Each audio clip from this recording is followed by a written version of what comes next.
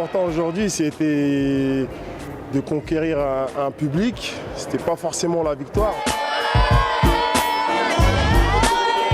Trouver une ambiance basket que je trouve dans les autres salles quand je vais les visiter.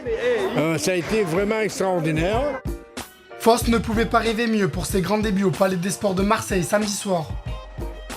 Face à Paula Cortez, leader de Pro B, les coéquipiers de Mamadou Dia ont fait le show sur le parquet marseillais.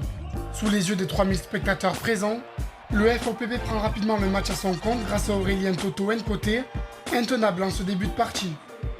Des premières minutes surtout marquées par le gros couac de la soirée, la panne du tableau d'affichage et donc pas de score ni de chronomètre pendant la totalité de la rencontre.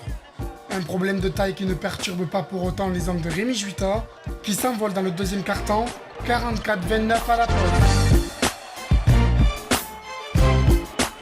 Au retour des vestiaires, les coéquipiers de Mohamed Achad, solides en défense, harcèlent les visiteurs, puis assurent le spectacle en attaque. À l'image de ce magnifique dunk de Williamson en fin de partie. Score final 95-73, un succès des Black & Yellow entaché d'une polémique.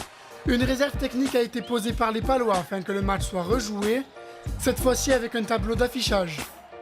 Mais qu'importe, pour Fos, c'est avant tout une opération séduction réussie pour leur premier de 5 matchs en terre marseillaise.